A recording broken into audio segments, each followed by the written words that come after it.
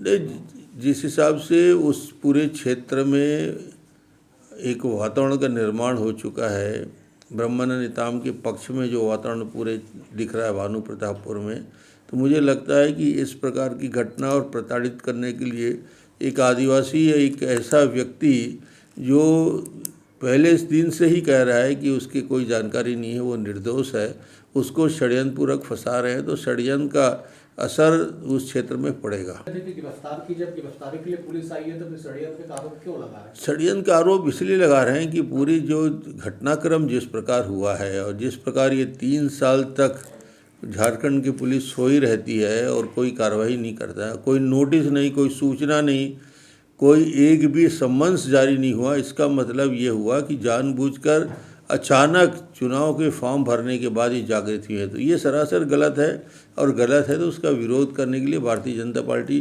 प्रजातांत्रिक तरीके से करेगी। ईडी वाले मारपीट कर रहे हैं लोगों के साथ, आप उसका विरोध करेंगे, इस तरह की बात करें, छत्तीसगढ़ पुलिस कार्रवाई करेगी, ऐसा भी? अरे भाई, छत्तीसगढ़ पुलिस तो इतनी स्मार्ट है भूपेश जी कि उत्तर प्रदेश में गिरफ्तारी करने के लिए जाते हैं तो उत्तर प्रदेश की पुलिस से बात नहीं करते और सीधा जाके गिरफ्तारी पत्रकार की करने के प्रयास करते हैं। तो ये तो, और यहाँ पे ये दुनिया में ऐसा, इससे बड़ा आश्चर्य क्या होगा, ईडी ने सारे मामले सामने लाए हैं, उजागर किए हैं।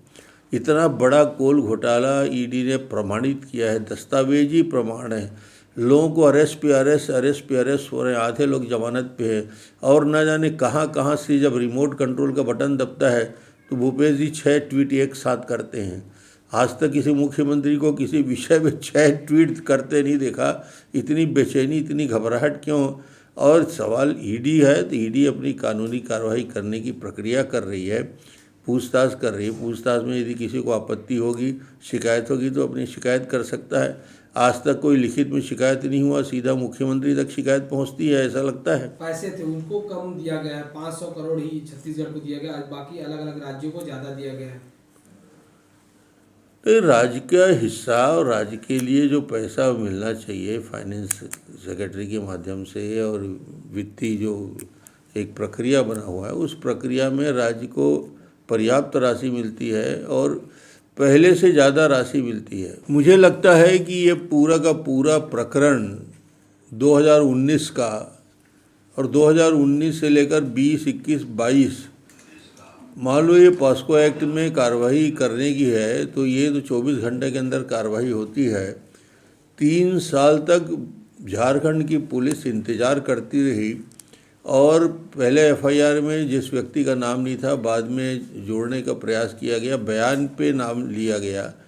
तो ये 3 साल बाद जाग के जब चुनाव की तैयारी और चुनाव के फॉर्म भरने की तैयारी करने लगे, ब्रह्मानंद नेताम चुनाव लड़ने लगे, और कांग्रेस की हालत पूरी चुनाव क्षेत्र में सबसे खराब दिख रही थी, और हार को देखते हुए अब भूपेश के पास कोई चारा नहीं रहा, तो उन्होंने उस पुराने प्रकरण को पुनर्जीवित करने का प्रयास किया। और 3 साल बाद अचानक पुलिस जागृत हुई और गिरफ्तारी के लिए वहाँ से निकल चलती है।